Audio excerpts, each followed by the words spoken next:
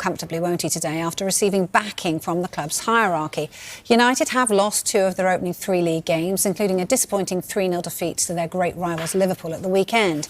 Our senior reporter Melissa Reddy has more on this story. Let's go there now live. Melissa, good to see you as always. You were with Dan Ashworth and Omar Barada, weren't you, when they gave Ten Hag their full backing? What was said?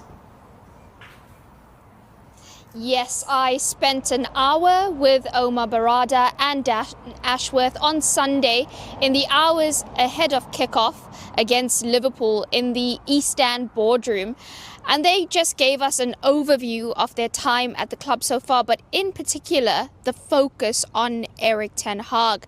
Now, it was very intriguing to me that Ashworth, who is the sporting director, Barada, the club CEO, so the 2 most senior and powerful football administrators at the club, they had no input into the season review that kept Ten Hag in the job because it preceded their appointment. So it was Sir Jim Ratcliffe, the co-owner, and Sir Dave Brailsford, who went through that process, interviewed a series of managers around Europe and decided to stick with Ten Hag.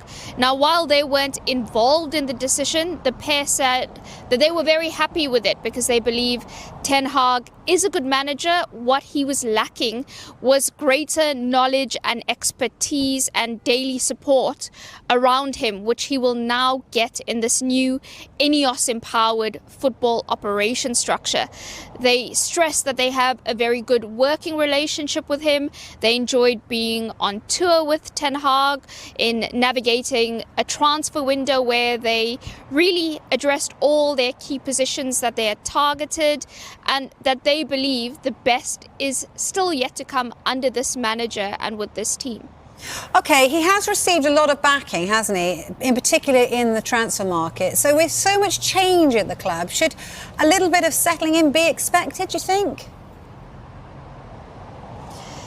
Certainly. I can understand the frustrations from fans and analysts who are looking at Manchester United and thinking they've still got the same problems as last season, especially in their structure out of possession. When that first press gets beaten, they are so easy to play against because you've got a midfield that's isolated, which was Casemiro.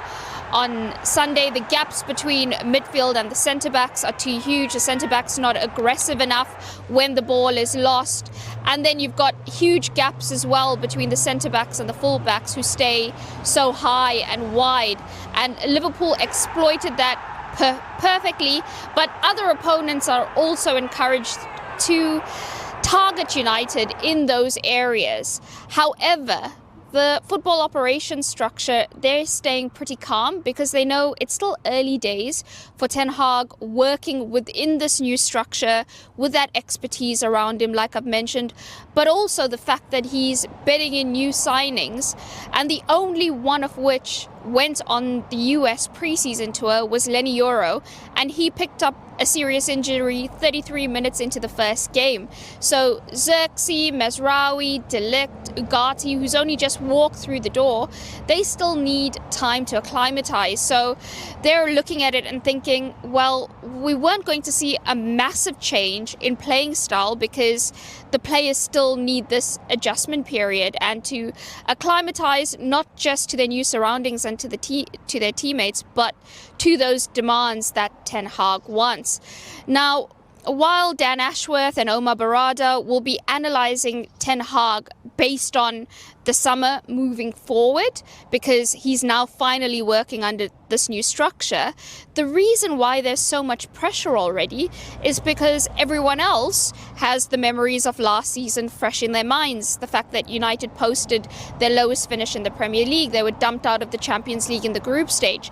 They did finish the campaign strongly by winning the FA Cup, which ultimately kept Ten Hag in the job.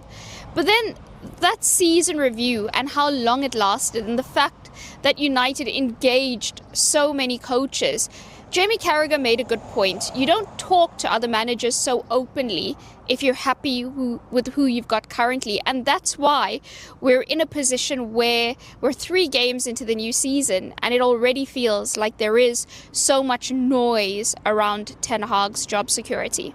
Yeah, absolutely right. There always is. Just finally, Melissa, you also got some insights into how the club's recruitment works. What can you tell us about that?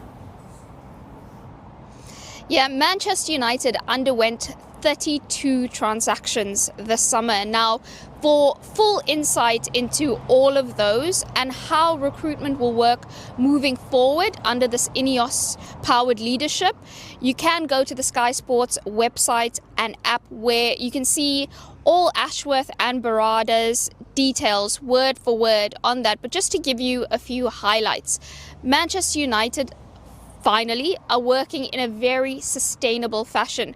They're not pivoting from their valuations on key targets. They're also managing their incomings and outgoings very closely, so they're staying within PSR brackets. They're also, in terms of selling, looking to maybe put down their valuations in pieces, but also add in buyback clauses and sell-ons, which mean not only are they getting the short-term effect of allowing a player to leave, which they've been very bad at doing in the past, but they're banking a good fee and they're also getting future benefits from that with those clauses.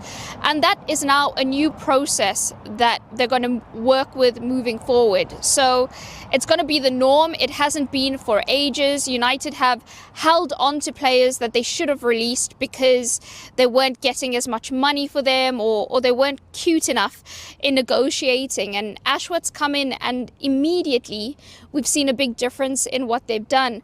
Then in terms of the incomings, I think it's been very significant that they've not signed a player over the age of 26. So again, they're looking long term.